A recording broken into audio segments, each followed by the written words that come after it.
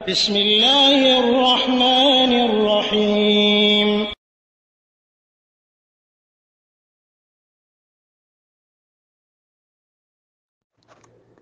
আসসালামু আলাইকুম রহমতুল্লাহি ওয়া বারাকাতুহু। আলহামদুলিল্লাহ ওয়াসসালাতু ওয়াসসালামু আলা রাসূলিল্লাহ ওয়া আলা আলিহি ওয়া আসহাবিহি ওয়া মান ওয়ালা, আম্মা বাদ। দুবাই থেকে শাহনেওয়াজ ভাই একজন জানতে চেয়েছেন ছোট্ট ছোট্ট দুইটি প্রশ্ন, যে দলবদ্ধ মোনাজাত সম্পর্কে আপনি জেনেছেন যে ইস্তেসকা ছাড়া নাকি অন্য কোথাও দলবদ্ধভাবে মোনাজাত করা যায় না। জি, আপনি ঠিকই শুনেছেন। বিশেষ করে আমাদের দেশে যে প্রবলেমটা, তা হচ্ছে প্রত্যেক 5 ওয়াক্ত সালাতের পরে ইমাম সাহেব হাত তুলে মোনাজাত করেন আর মুক্তাদিরা আমিন আমিন বলেন। আসলে এটা নেহায়েত অন্যায় এবং এটা একেবারেই মানে বেদাতি অধ্যায়, এবং দুনিয়াতে কোনো আলেম এটাকে বলতে ছাড়েননি যে এটা বেদাত।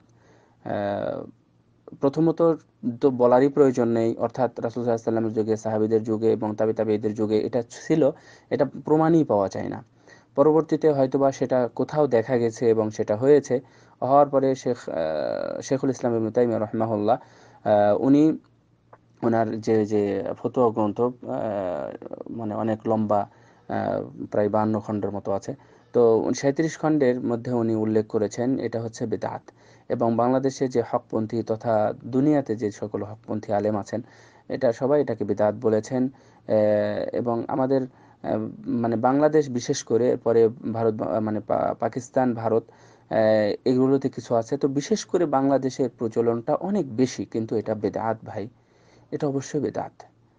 সুতরাং বেদাতি কর্ম করা যাবে না। রাসূল সাল্লাল্লাহু আলাইহি ওয়াসাল্লাম কোনোদিন কোথাও কিছু করেছেন আর হাদিসে নেই, এটা তো অসম্ভব কথা। রাসূল সাল্লাল্লাহু আলাইহি ওয়াসাল্লাম তার স্ত্রীর সাথে কি করলেন, তার স্ত্রীরা সেগুলো বর্ণনা দিয়েছেন। রাসূল সাল্লাল্লাহু আলাইহি ওয়াসাল্লাম গোপনে কি কাজ করেছেন সেটাও মানে উল্লেখ করেছেন। রাসূল সাল্লাল্লাহু আলাইহি ওয়াসাল্লাম একাকী কোনো সাহাবীর সাথে একাকী কথা বলেছেন, সেটাও হাদিস উল্লেখ আসছে। কিন্তু হাজার হাজার সাহাবীর সাথে রাসূল সাল্লাল্লাহু আলাইহি ওয়াসাল্লাম সালাত আদায় করলেন, বিদায় হজের ময়দানে লক্ষাধিক সাহাবীর সাথে একত্রিত হলেন, মক্কায় একত্রিত হলেন মক্কা বিজয়ের সময়। কিন্তু কোথাও কোনো সাহাবী কোথাও বলেননি রাসূল সাল্লাল্লাহু আলাইহি ওয়াসাল্লাম মুনাজাত করেছেন। সো এটা বেদাত, স্পষ্ট বেদাত, এমনটা করা যাবে না।